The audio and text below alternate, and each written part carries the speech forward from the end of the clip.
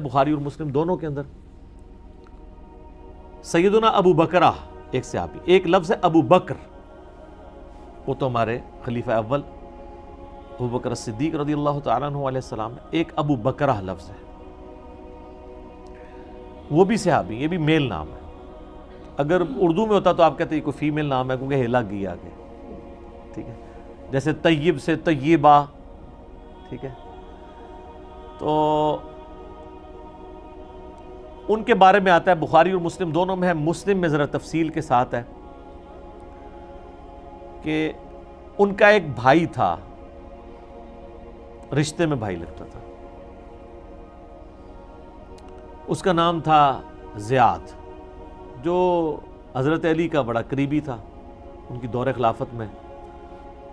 بعد میں حضرت معاویہ نے اس کو یعنی وہ لالچ دے کے تو خرید لیا۔ یہ عبید اللہ ابن زیاد کا باپ، جس کے بارے میں بخاری میں آتا ہے کہ سیدنا حسین ابن علی کا سر کاٹ کے عبید اللہ ابن زیاد گورنر کوفہ کے سامنے تشت میں رکھا گیا، نعوذ باللہ۔ اللہ کی لعنت ہو جنہوں نے اہل بیت پہ ظلم کیا، ان پہ اللہ کی لعنت، اللہ کے فرشتوں کی لعنت اور تمام لعنت کرنے والوں کی لعنت، آمین۔ تو وہ عبید اللہ ابن زیاد کا باپ زیاد تھا، وہ گورنر کوفہ تھا، اس کے بعد یہ بنا، تو حضرت معاویہ کا وہ دست راست بن گیا۔ حضرت معاویہ وہ بہت بہادر دلیر آدمی تھا، ہے شیعان علی میں سے تھا، اس کو ساتھ ملانے کے لیے حضرت معاویہ نے کہا کہ بھئی تیری ماں کے ساتھ میرے باپ نے زمانے جاہلیت میں بدکاری کی تھی اور تو اس سے پیدا ہوا تھا، لہذا آندہ سے تیرا نام جو ہے وہ زیاد بن ابی سفیان ہے، اس کا نام چینج کر دیا۔ اس کانٹیکسٹ میں بخاری مسلم میں حدیث ہے کہ وہ حضرت ابو بکرہ کا بھائی لگتا تھا رشتے میں، تو حضرت ابو بکرہ کو لوگ آگے کہتے ہیں کہ یہ جو حرکت کی ہے اس نے تیرے بھائی نے، یہ ٹھیک حرکت ہے؟ تو ان کا، اور وہ بندہ آگے کہتا ہے کہ میں نے تو سعد ابن ابی وقاص سے سنا ہے کہ جو شخص اپنے باپ کا نام بدل لے اس پہ جنت حرام ہے۔ تو ابو بکرہ کہتے ہیں تم سعد کی بات کرتے ہو، میں نے تو خود رسول اللہ سے ہی بات سنی ہوئی ہے، لیکن میں کیا کر سکتا ہوں، میرے بھائی نے جو حرکت کی ہے۔ وہ ان کا بھائی اس لیے لگتا تھا کہ وہ ان کے باپ کے بستر پہ پیدا ہوا تھا، تو سعد ابن وقاص نے یہ حدیث بیان کیا نا کہ بچہ اس کا جس کے بستر پہ پیدا ہوا ہے۔ اس طریقے سے اگر کوئی کسی کا کوئی آؤٹ آف ویڈ لاک تعلق تھا اور اس کی وجہ سے کوئی اولاد پیدا ہوگی تو اب وہ یہ نہیں ہے کہ جس نے وہ تعلق قائم کیا تو وہ اس کی اولاد شمار ہوگی۔ ابھی ایک سینسٹیو ٹاپک ہے، میں اس کو کنٹرول الفاظ میں ڈسکس کر رہا ہوں، یہ مطلب ضروری تھا۔ تو یہی وہ حدیث ہے جس کی وجہ سے بعض اہل حدیث علماء کو دھوکہ لگا، بعض عرب علماء کو بھی، انہوں نے کہا کہ جی جو شخص، جو عورت شادی کے بعد اپنے نام کے ساتھ اپنے خاوند کا نام لگا لے تو اس پہ جنت حرام ہے۔ اندازہ کریں آپ، مثلاً وہ کہتے ہیں کہ جی ایک عورت ہے، اس کا نام ہے رابعہ، اس کے باپ کا نام ہے محمود، تو اب اس کے نام لکھا جا رہا ہے رابعہ محمود، کل کو اس کی شادی ہو جاتی ہے کسی طیب نام کے لڑکے کے ساتھ، اب ظاہر پاکستانی شناختی کارڈ میں تو پھر اس کا نام وہ خود ہی لکھ دیتے ہیں رابعہ طیب، یہی لکھیں گے نا، تو وہ کہتے ہیں کہ اب اس نے اپنا نام باپ کی بجائے کسی اور باپ کی طرف، خدا کا نام ہے، شرم آتی ہے اس کو ڈسکس کرتے ہوئے بھی کہ وہ کسی باپ کی طرف نہیں، وہ اپنے خاوند کی طرف اپنے آپ کو منسوب کر رہی ہے، اس نے اپنے باپ کا نام نہیں بدلا۔ اور شناختی کارڈ پہ آپ ذرا دیکھیں، شادی کے بعد جو شناختی کارڈ بنتا ہے اس پہ باپ کا نام نہیں لکھا ہوتا، خاوند کا نام لکھا ہوتا ہے، تو حدیث کیسے فٹ ہو جائے گی؟ حدیث تو تب فٹ ہو کہ جب وہ اپنے باپ کے نام کی جگہ اس کا نام لکھوائے۔ وہ کہتا ہے نہیں، نام میں چونکہ ساتھ لگا تھا تو نام تو اس کا محمود ہے ہی نہیں تھا، نام اس کا رابعہ تھا، یہ تو ساتھ پکارنے کے لیے نسبت کے طور پہ تھا نا۔ اب جب اس نے طیب لگایا تو وہ شادی شدہ لوگوں کو بھی پتا ہے کہ یہاں پہ کلچرل ہے، اس نے رابعہ بنت طیب تو نہیں کر دیا نا، لیکن کامن سینس تو اتنی کامن نہیں ہوتی۔ علماء عرب نے باقاعدہ فتوے دیے ہیں کہ خاوند، اہل حدیث علماء بھی ہیں ان فتووں کو لے کے چل رہے ہیں، تو میں نے بہت پہلے اس پہ ایک کلپ میں ریکارڈڈ ہے، کیا شادی کے بعد عورت اپنا نام بدل سکتی ہے یا خاوند کا نام لگا سکتی ہے؟ تو بالکل لگا سکتی ہے، وہ یہ والی حدیثیں فٹ کرتے تھے۔ تو اس میں بھی میں نے بتایا تھا کہ یہ وہ جرم نہیں ہے، جرم یہ ہے کہ اگر وہ اپنے باپ کا نام بدل دیں۔ پھر میں نے کہا تھا، عرض کیا ہے کہ جن لوگوں کی وکالت آپ کر رہے ہیں، جس بنو امیہ کے آپ غلام بنے ہوئے ہیں اور ان کے غلط کرتوتوں کا آپ دفاع کر رہے ہیں، ذرا ان کی ہسٹری کھول کے دیکھیں، جو ایگزیکٹلی باپ چینج کرنے والا کام ہے وہ تو آپ کے ماموں نے کیا ہوا ہے۔ اس امت میں پہلا کام، اور یہ سر کوئی کہانی شریف نہیں ہے، بخاری مسلم ہے، مسلم شریف میں باقاعدہ ڈیٹیل سے موجود ہے، بخاری میں بھی ہے، اور بخاری و مسلم کی اس حدیث کہ جس نے اپنے آپ کو کسی دوسرے باپ کی طرف منسوب کیا اپنا مقام، اس پہ جنت حرام ہے. اس حدیث کی شرح ابن حجر اسقلانی کی پڑھ لیں یا امام نووی کی پڑھ لیں. حالانکہ نووی اتنا اس حوالے سے متعصب ہیں، ویسے بہت بڑے امام ہیں، سنی شیعہ کنفلکٹ میں وہ ذرا تنگ نظر ہے، آخری درجے تک وہ دفاع کرتے ہیں آل امیہ کا. یہاں پہ انہوں نے بھی دفاع نہیں کیا، انہوں نے کہا کہ یہ اسی موقع پہ حدیث ہے جو حضرت معاویہ نے غلط کام کیا تھا، اور امت میں یہ پہلی دفعہ بدعت شروع ہوئی، ایگزیکٹلی باپ کا نام چینج کروا دیا. استغفر اللہ واتوب الیہ. اس لیے مولانا مودودی رحمہ اللہ تعالیٰ نے خلافت و ملوکیت میں چند ایک جو بڑے بڑے یعنی اس ملوکیت کے دور میں برے کام ہوئے، ان میں اس کو بھی ٹاپ آف دا لسٹ لے کے آئے ہیں.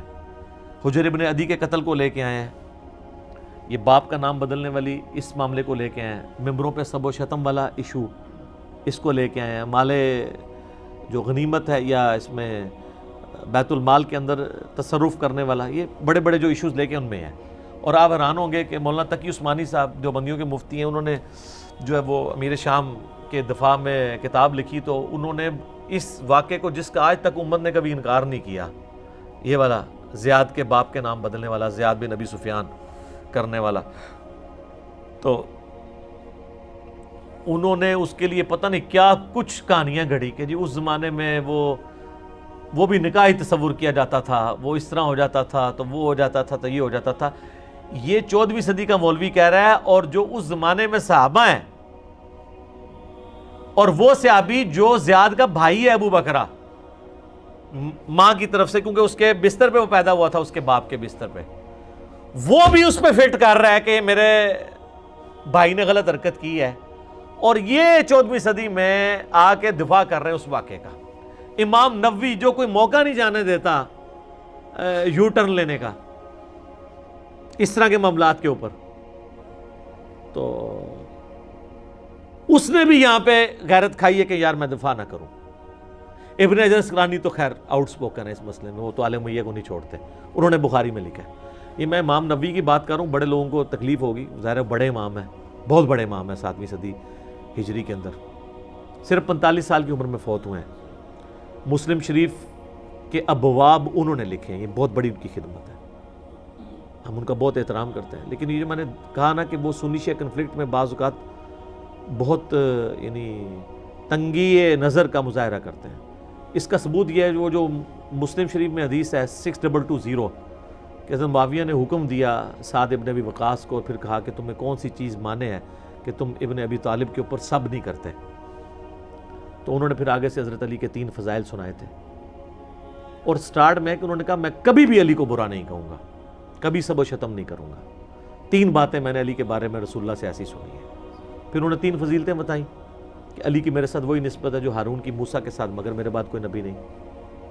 پھر کل میں اس شخص کے ہاتھ میں جھنڈا دوں گا جو اللہ اور اس کے رسول سے محبت کرتا ہے، اللہ اور اس کا رسول اسے محبت کرتے ہیں. سیدنا علی کو جھنڈا دیا خیبر کا.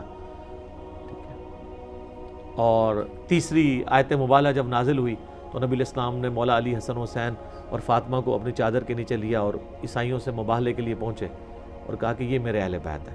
یہ 3 فضیلتیں سعد ابن ابی وقاص نے گنوائیں. ان کا کہ یہ 3 فضیلتوں میں سے مجھے ایک بھی مل جاتی میرے لیے بڑی کافی تھی، سرخ اونٹوں سے بہتر تھی. تو علی کو میں کیسے برا کہوں جس کے پاس 3 فضیلتیں موجود ہیں. تو اس پہ امام نووی نے پتہ کیا کہا ہے؟ یہ جو آج کل ناسبی جو جواب دے رہے ہیں یہ نووی نے ان کو سکھایا ہوا ہے. انہوں نے کہا وہ اصل میں یہ پوچھنا چاہ رہے تھے کہ باقی لوگ تو گالیاں دیتے ہیں تو آپ کیوں نہیں گالیاں دیتے ہیں، مجھے وہ مطلب آپ فضائل سنائیں تاکہ میں بھی وہ فضائل بیان کروں. ہائے ہائے کڈی کاڑی بڑائی. تو پھر میں نے جواب دیا تھا کہ کہانی ہوتی ہے، چور اپنی لنگوٹی چھوڑ جاتا ہے. اس کا ایک طریق اسی سند کے اوپر سنن نسائی الکبریٰ کے اندر خصائص علی والے چیپٹر میں موجود ہے. اس میں وہ حضرت سعد ابن ابی وقاص کا بیٹا کہتا ہے کہ پھر جتنے دن معاویہ وہاں رہے مدینہ شریف میں، حضرت علی کی تنقیص کا ایک جملہ بھی اپنی زبان سے نہیں نکالا. جب حضرت سعد ابن ابی وقاص نے ان کو ڈانٹا تو وہ ڈانٹا اسی پہ تھا. اور ابن ماجہ میں بھی اس کا ایک طریق موجود ہے جو البانی صاحب اس کو صحیح کہتے ہیں، زبیر علی زئی صاحب اختلاف کرتے ہیں. بال البانی کے ماننے والوں کے لیے تو اس میں ہے کہ حضرت سعد غصے میں آئے اور کہا تو اس شخص کے بارے میں بات کرتا ہے، جس کے لیے یہ فضیلتیں انہوں نے ایک چوتھی فضیلت بتائی، من کنت مولا فہذا علی مولا. تو یہ میں نے نووی کا چونکہ ذکر کیا تھا تو وہ کہیں گے بھی امام نووی کو یہ کہہ دیا. اہل حدیث کو مزید ٹھنڈا کرنے کے لیے میں بتا دوں کہ امام نووی عام بندے کے لیے تقلید کو واجب قرار دیتے ہیں.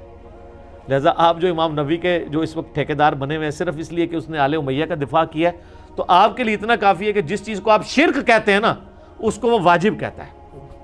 اونٹ جاؤ بڑے مولویوں نہ لڑو. ہاں جب وہ اہل حدیث کا تو پورا مسئلہ اس پہ کھڑا ہے تقلید شرک. نووی کہتا ہے عام بندے کے اوپر واجب ہے، اور نووی نو تسی رحمت اللہ سے چھوڑ کے کچھ اور کہنا شروع کر دینا ہے. ٹھیک ہے نا. تو میں نے تو آپ کو پتا ہے ہم تو اس وقت علمی میدان جنگ میں ہیں. ہم نے تو ہر چیز چلانی ہے. جہاں پہ علمی میزائل کی ضرورت ہوگی میزائل چلائیں گے، جہاں گرنیٹ کی ضرورت ہے گرنیٹ ہوئے گی، تو علمی جدے قلم کی ضرورت ہے وہ قلم چلائیں گے.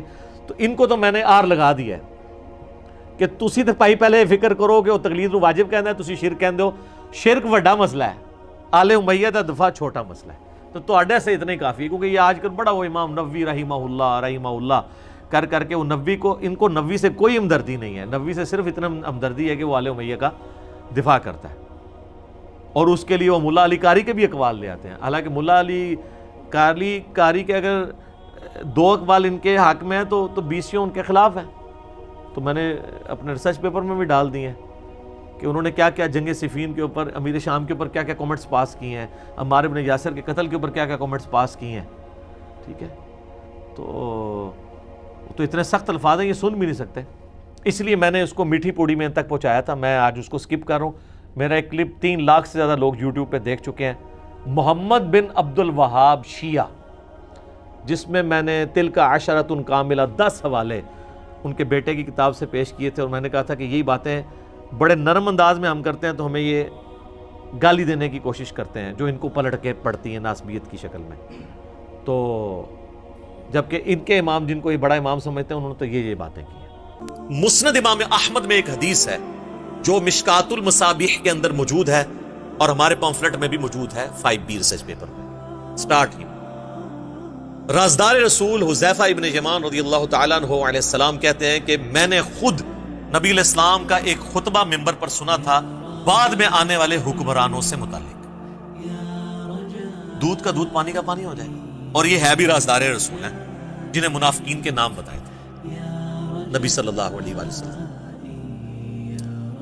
تو حذیفہ ابن یمان کہتے ہیں کہ نبی علیہ السلام نے فرمایا کہ اللہ تعالیٰ جب تک چاہے گا تم میں نبوت باقی رہے گی، یعنی میرا وجود، اور پھر جب اللہ چاہے گا مجھے اٹھا لے گا، اور پھر میرے بعد خلافت علی منہاج النبوہ قائم ہوگی اور وہ بھی باقی رہے گی جب تک اللہ چاہے گا، پھر اللہ اس کو بھی اٹھا لے گا. اس کے بعد ملکن عاضن، ڈاکٹر سرار صاحب یوں کیا کرتے تھے، کاٹ کھانے والی ملوکیت، فریڈم آف ایکسپریشن کو غصب کرنے والی، مخالفین کو کاٹنے والی، وہ قائم ہو جائے گی.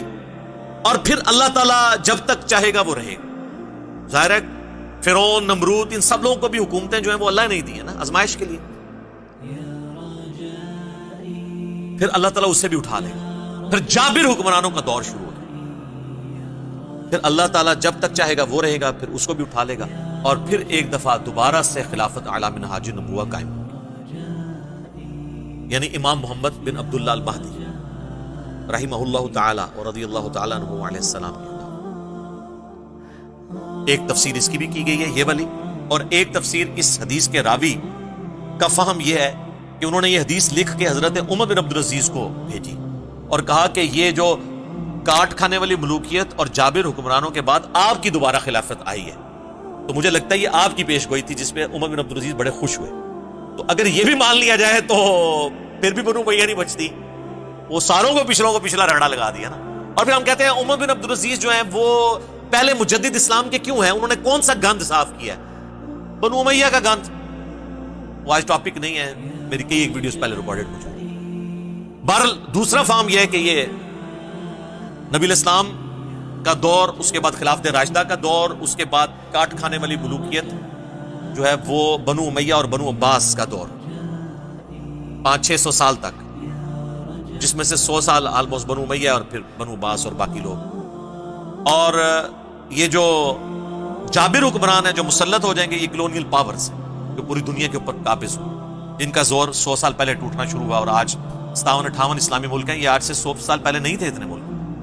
اب دوبارہ سے خلافت اعلی منہاج نبوہ کی تیاریاں الحمدللہ شروع ہو چکی اللہ کے فضل سے.